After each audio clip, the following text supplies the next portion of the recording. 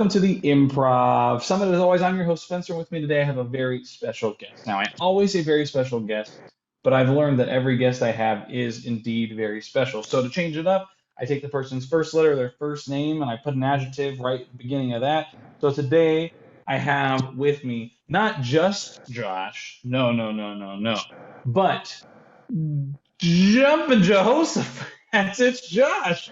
I don't know why I can't think of a J. I don't know. I can't think of a J adjective. Like that's jumping Josh. How's it going? Jumping Josh. It's always jumping Josh in every improv class. I think I accidentally said jeering once, jeering Josh in like the intros, and I was like, okay, that's kind of everybody's like looking at me weird because they thought I was gonna jeer at them or something. Yeah, I like jeering Josh. I also like the opposite of jeering Josh. I tried to do a joke and it didn't land because I couldn't think of something. Instead of jeering Jalopy Josh, I like Josh would have worked as a teenager because I I had was gonna little say jalopy. cheering Josh. There you go. Anyway, that being said, thanks for so much for joining me here on the Improv Summit. Let's just Yep. dive into the interview portion. A couple questions. We'll start with an easy one. What is your improv background? What is your background in improv? Well, I guess I started out mostly at LA Connection doing short form. And that they were kind of like a performance and school all in one, Hmm. and they taught all the basics of improv. Um, then I moved. I did a little bit of Groundlings, um, and I also finally went over to UCB. And when I went to UCB, I went through the entire program and got into advanced. I never really did the whatchamacallit, the academy. Mm-hmm. I auditioned a couple of times, but I didn't get in. Yeah, I didn't You know, audition.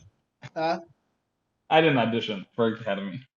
it's an interesting sort of thing having an audition to improv. So Hmm. I don't know. It's Well, I like just also be finished. free and do Yeah. everything that you're Oh, supposed yeah. to do. I also Right? finished the program online during the pandemic, so I mean they don't have Academy auditions right Yeah, I got you. Yeah, now. and I did the sketch program there too. I also went to the PAC Theater and Hmm. I learned from BOC over there, which was great, kind of like contrast to the UCB form because they everything that UCB does is very like strategic and like broken down into it's almost like improv being taught as sketch, and then the Hmm. pack kind of unraveled all that and kind of gave you a easier way to look at it. And then I did Second City a little bit. um, I've I've done way too much improv Yeah, training, I at feel least. I feel it. Yeah. I went to the 100%. clown school too and graduated Oh, nice. their beginning program. So Great. That's awesome. There's a lot to say about clown when it comes to improv. Like I feel like there's a lot of improv involved in clowning. That I think it's like improv is a skill for clowning, whereas clowning may not be a skill for improv, if that makes any sense at all. That I think you can transfer improv skills into clowning, but clowning's a whole different thing that it can't just transfer back to improv. once you Well, clown, maybe. improv is like that. Sure. There's Sure. it's like basically you climb Mount Kilimanjaro and clown, and then you're like doing like a foothill in improv. Yeah, it So almost feels like it helps for like making physical choices in improv would be like a clowning kind of thing. Anyway, we could talk all about clowning here on the Improv Summit Clowning yeah. Edition. No, but that being said, what do you love about improv? What kept you taking these classes and performing and watching improv? What do you love about Well, I was always on a search for like sort of the the meaning of comedy, like what is comedy? And through that, I went through all these different twists and turns because nobody gives you the answer to that. They're like, comedy is improv? it's this thing that exists, and it took years of me searching for it. But the main thing I love about improv is you get to just create a world from nothing. You don't need a bunch of props. You don't need an elaborate stage. And in a world of Hollywood green screens, I mean, it is paramount. If you need to look at nothing but like a scaffold with a picture of a dragon on it and react to it, it gives you that whole like bag of tools for that. Mm. Uh, Hmm. That's great. That made me think of a question as far as like improv. There's a lot to improv. There's so many types of improv. We talked about short form, like how clowning can be used for improv. Are there any specific styles of improv that you really enjoy or that are you feel like are unique that aren't as widely known that you like to explore? like techniques or like the forms that are out there. Either or. Well, we were talking about it a little bit before. Movie form is great. I really love that form of improv where you like basically make a movie on your feet. Hmm. And the like one of the best examples is like, we start off with a super wide and a man is walking down the street, you know what I mean? And you could Hmm. just create a movie from start to finish and you really start to fill in all the gaps of Oh yeah. what storytelling is, right? Because I watch a movie and then all of a sudden I'm entranced with the movie and I don't know why I like it and I don't know what exactly it is. And through improv, you really are you're a writer, you're a director, you're a producer, you're doing it all on your feet in real time. And you start to really comprehend the way that stories are put together and how you build a relationship with the character, not build character and their relationship to the audience as well. Sure. That's great. Are you fond of, I don't want to phrase this question. Are you fond of, um, are you Yes, fond of I'm improv? very Let's fond. just, I'll ask you, and then I'll just rephrase it. Uh, Are you fond of improv in everyday life? And what I mean by that is, are there any things that you've discovered that you use in improv that you actually can adapt for everyday life? Absolutely. I mean, I think improv. This is gonna sound cultish and weird, but I think That's improv is improv's a life. cult. Yeah, it is life. You know what I mean? It's you can spend your life asking a whole bunch of questions all the time, or you could choose to know certain things, and it kind of fast tracks you to the next portion of your life. The accepting, like the whole concept of yes and, is all Hmm. about accepting things into your life, and I think the I don't want to call them layman people because they're just people out there, but there's a lot of resistance. Like your whole life as an adult without improv is like, no, I'm not going to do that. No, Hmm. like it's the proverbial, no, I will not go down into that dark, dank basement because I'm going to get killed, right? In a horror movie. But if you don't do that, then you don't have the horror movie to watch, right? Or the horror scene. So it's acceptance. It's the acceptance of the people around you, and also everyday acceptance of things like where a lot of people can be super critical, we can actually live comfortably in that sort of sense of people being who they are, right? And I think it's Hmm. a epic journey to figure out who you are in general. And improv, if you embrace it, you find out who you are really quickly. And that's what people really enjoy is when you know who you are and what you're about and what you want to do with your life and all that. At least That's in great. my opinion. Yeah.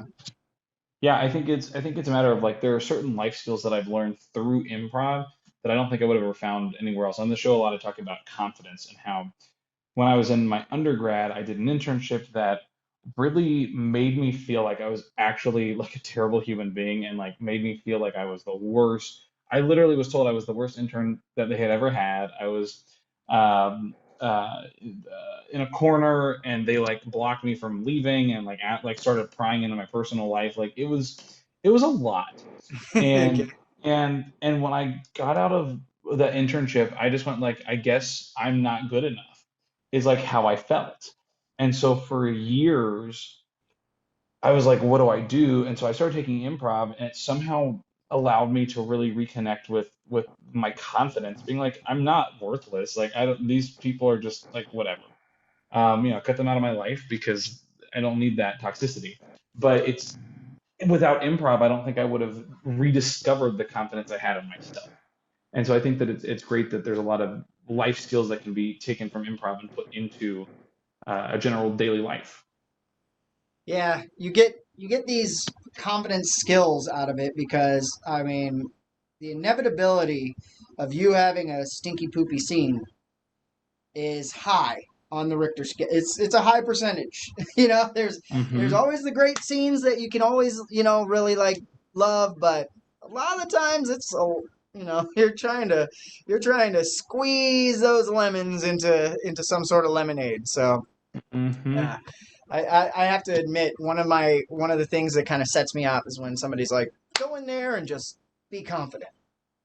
Like, okay, how do I be confident? Nobody will say Hmm. that. You just go in there and be confident. It's like, all right, Hmm. how do Yeah. what? So it's And it's as a matter of someone like huh? me who, and as someone like me who really didn't have confidence going into improv, you're telling me to be confident, telling me to be something I literally don't know.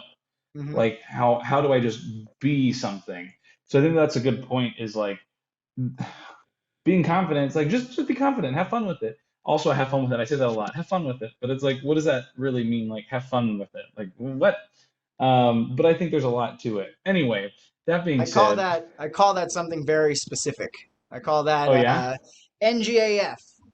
You gotta have your NGAF. Not give a Mm-hmm. fuck about Mm-hmm. anything. Can I say that on this? Which, yeah, sure. There's a whole story, but yeah, that's fine. Anyway, Yeah, not give a flip about it. That's how I yeah. No, you can say either one. It's fine. uh, I'm not censoring this show. Um, that being said, it's also funny you say that, because I found that I've generally done a lot better in improv scenes and in improv auditions when I've NGAF, uh, because I'm not thinking about it. I'm just doing it, and I'm being present in the moment, and that's what I really love. Which actually leads me to my next question. That's completely irrelevant, and unrelated. But that question is, I almost ruined the joke by combining the two words, but that's okay. But the question is, with improv, I guess it does kind of relate, because there are moments that I remember in improv because of what I learned or how I was able to incorporate it. But I hardly ever remember scenes that I'm in. Even if I'm doing like a herald or a scene where like I come back like a swinging door, I will forget who I am in the scene, and people are like saying something. I'm like, how do I respond? What did I do? I don't remember. So it's really hard because I just like don't remember. But there are moments where I have remembered. Are there any scenes for you, any moments as an audience member, as a player, as a performer, as a coach, where you were like, it's a scene that you'll like never forget because there was an aha moment in there for you? hmm. Yeah, I mean, I have something very specific. I had a group that I was doing. We basically did movie form for a while, and we had our own show over at Moving Arts, a little black box place. I think everybody in LA in the improv scene has played there at least once. But we had a show every other week, and we used to try and do the movie form. But I think we started to realize that none of us really knew storytelling.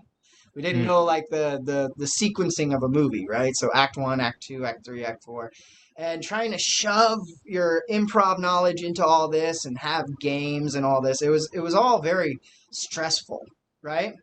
And then I graduated clown, and then I realized that a lot of what the connection is when you're performing is not just your connection with your co-actors or whatever your improvisers. It's your connection with the audience. And then I started to really get into this concept of, and it's taught everywhere, but it's never really explained the way that I came about it. It's the other person in the room, right? The voice of reason is the other person in the room that is invisible, and that's the mm, audience, right? And the audience is always there. So every scene has a voice of reason, regardless of how absurd it is, because the audience is the one going like this. How am I going to get on board with this crazy ass scene if there's no voice of reason involved, right? So after breaking down all the different types of styles that I've learned and all the different forms and all the different types of scenes that there are, I broke it down into like there's basically 4 or 5 scenes, and they all break down to just one: voice of reason versus the absurd person, right? And once you lock that down, you start to realize that you not only do your characters have connections, but you have to have that connection with the audience. And that opened up everything for me, right? It just made everything make more sense. Storytelling, what comedy is, all of that stuff, mm. just kind of, and even in drama, there's a voice of reason. You know what I mean? So it just that was the aha moment for me. That's great. I love it. I love that because like I have these little like scenes and like teaching moments where I kind of like picked up on these little nuggets that I keep, all these little chicken nuggets or the what are they called? Like the vegan nuggets, the like Gardein, Incognitos. like Gardein. Uh, The point is, it's just nuggets of knowledge, and knowledge nuggets. We'll call them knowledge nuggets. But I love that there's like this idea of like an overarching like improv taught this, improv makes me feel like this, which I think is great. That being said, do you have any plugs or pitches that you want to throw out into the ether?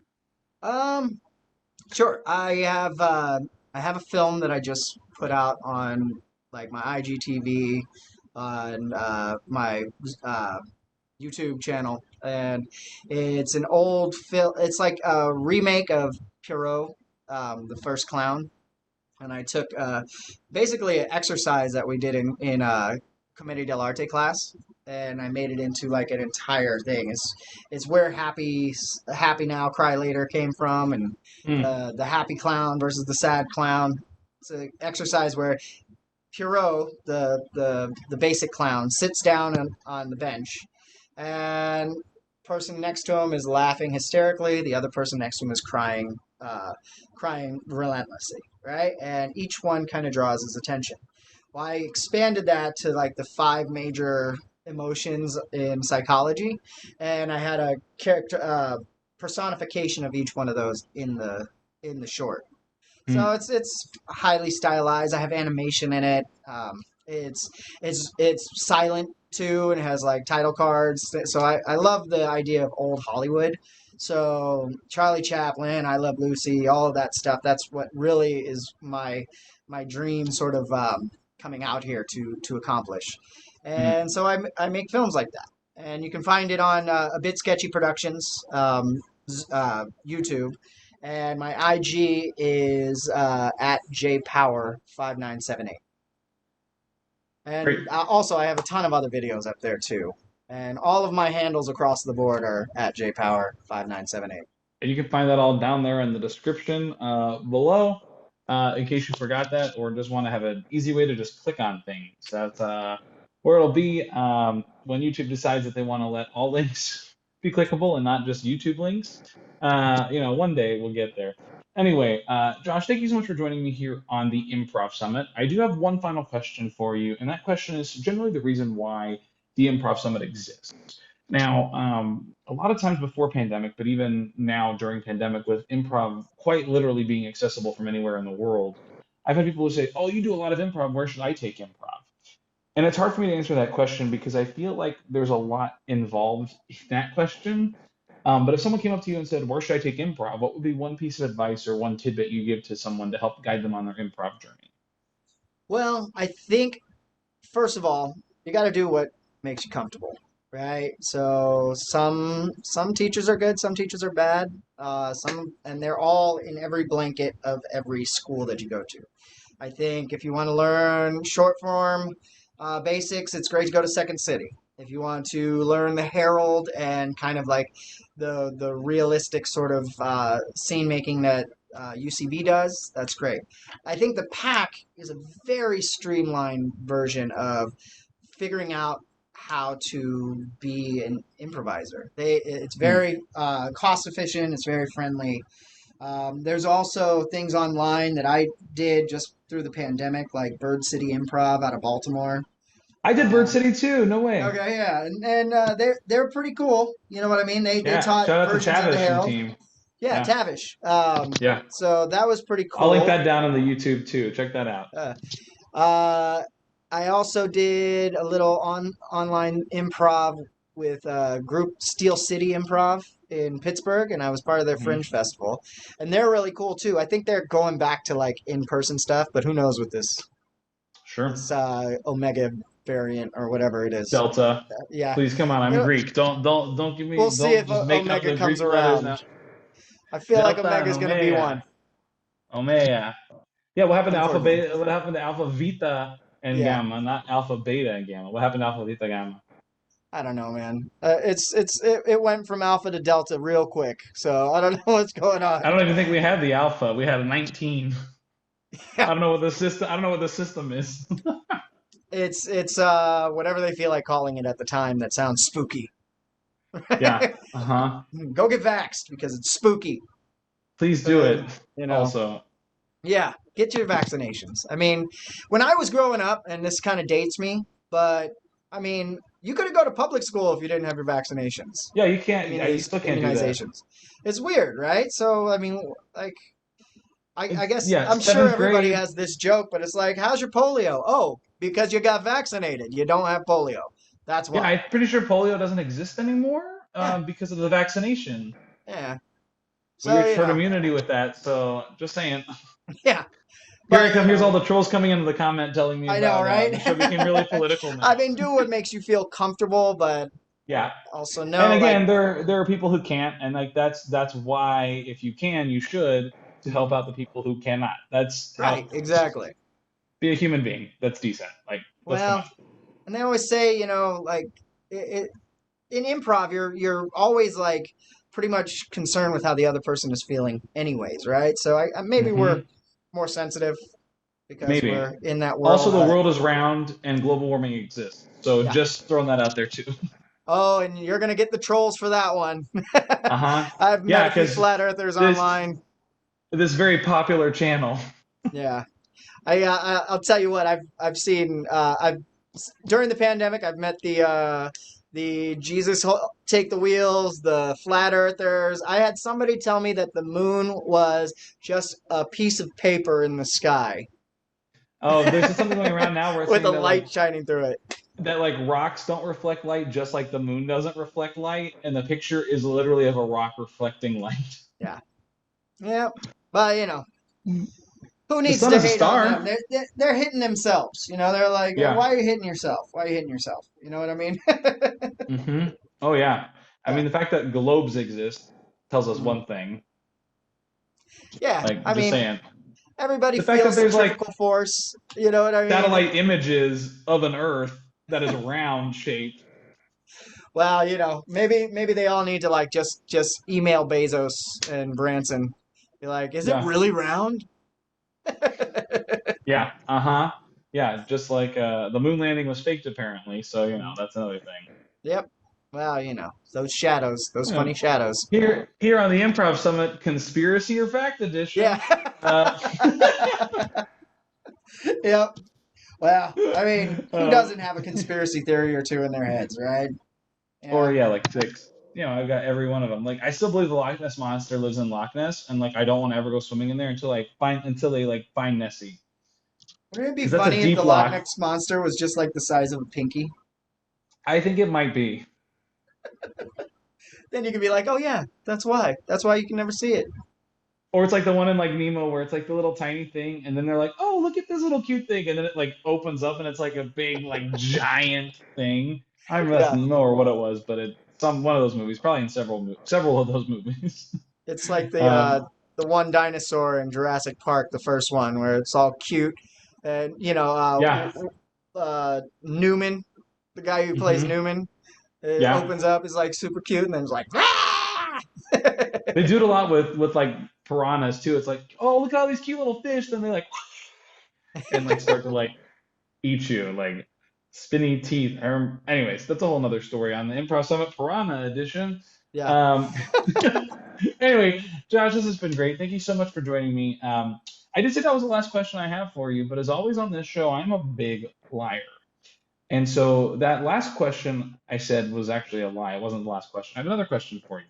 And that question is, we've been talking a lot about improv. Would you like to do some improv? absolutely. And thank you Let's also for having me on here, by the way. Sure, But absolutely, I'm my totally pleasure. down to do some improv. Let's do it. All right, we're going to do some improv live and in person, but with a twist. As we know, improv is very vast, very different. There's a lot of different things. And what better way than to do improv based on how Josh and I met than through the puppets that exist? So we're going to do some puppet improv for you. Hey. Because why not? And Josh, you brought a friend. This is Gary. Hi, Gary. Everyone say hi, Gary. You can't hear him, but they can certainly hear you. Or strike that, reverse it. You know, you get the idea. Anyway, let's do some improv. So, Gary, I'm going to ask you for a suggestion, all right? All right. Suggestion I need from you is, would you like a location, a relationship, or a word? Give us a word. A word, great. I'm going to give you two. Tell me which one you want. Suggestions are not inspiration. What a terrible suggestion. Suggestions are rain or comic books. Oh, rain. Rain. All right. Who would you like to initiate the scene, Gary? You or me? Why don't you go ahead and initiate? All right, great. Thank you.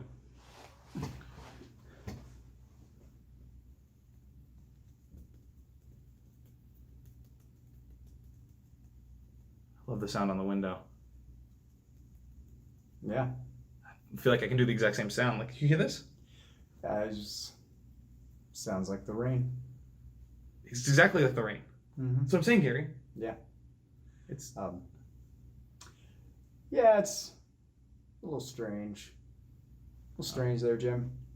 Oh yeah. I mean, I understand liking the pitter patter of the rain, but imitating it while the pitter patter of the rain is going on. I mean, I could understand also if it wasn't raining and you wanted to mimic doing the rain because you missed the sound. But doing it on top of it is kind of like a hat on a hat.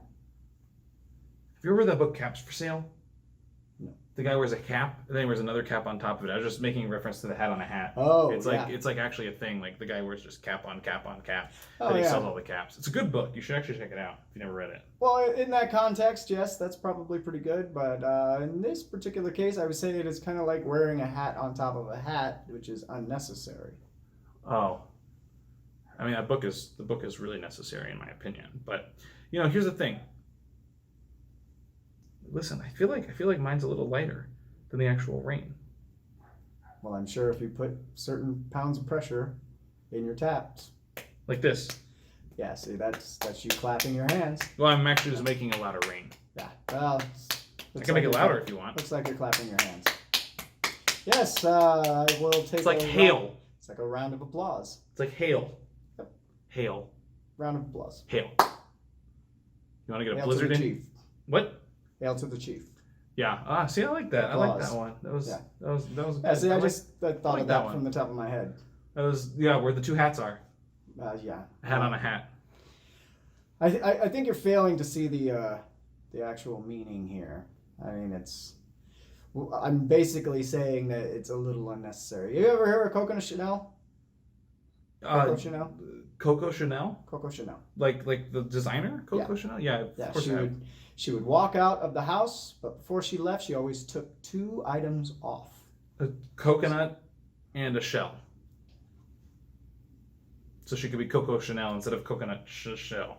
Well, I see what you did there. Uh-huh. I stand on tried. her name, and you made a reference to it. I get it. Yep. Still think you're missing the point.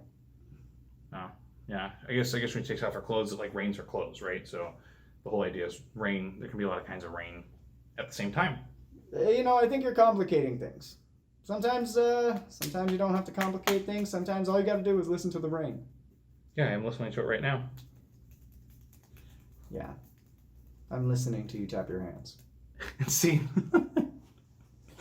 All right, we're gonna do some improv. Woo, in person. Woo-hoo. Josh, what I need from you is the answer to this question. Do you want a location, a relationship, or a word? I do best with words, I think. Great. I'm gonna give you two, and you tell me which one you want to go with. All right, you got it. The suggestions. Let me get in the frame. The suggestions are slings and arrows. Just kidding. Slings and couch. Slings and couch. Almost related. Almost, or they could be. Let's go with slings. Slings. All right, Yeah. great. Who would you like to initiate this scene? You go ahead and initiate. Great. All right, thank you. Slings.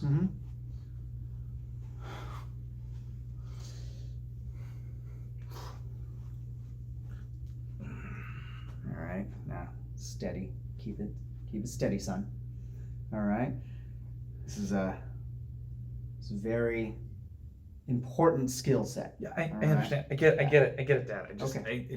Just let me concentrate. All right. It's important to aim. It's important to make sure that the line is taut. Yeah, I understand, Dad. I just need a moment to like hit the target, please. Okay. Okay. I'm not gonna say anything. Great. That's all I need. Just complete silence.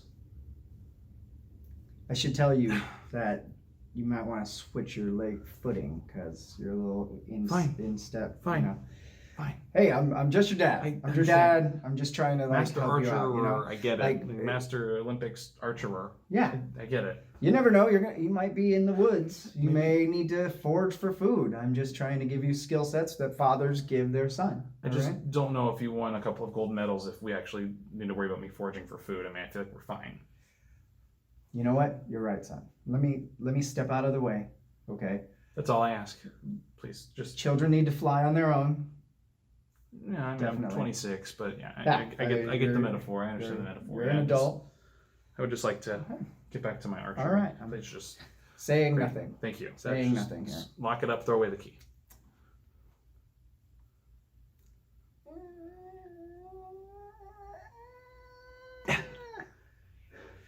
Well, I mean, you hit the tree behind the target. I tried. For sure, I tried. I mean, it might have been just that noise you were making right before. Well, you know, here's the thing, son. I mean, I think maybe the pushback. I know you're an adult now, but even adults still need their dad and their dad's tutelage. So I was just trying to give you the idea that I was kind of off, you know? And your refusal to let dear old dad help you out. Maybe I need my dad. Maybe I'll admit it. Maybe I need my dad. Son, that's why I'm here for you. Okay. I mean, let's. All right. So just keep it straight. You know, you got it, kiddo. You're the best. I'm really glad that your mom left us. And see. Thanks ever so much for coming to the Improv. Someone as always, I'm your host Spencer. That's Josh. That's Gary. See you next time. Bye. Bye. The Muppet Puppet Hands. Bye.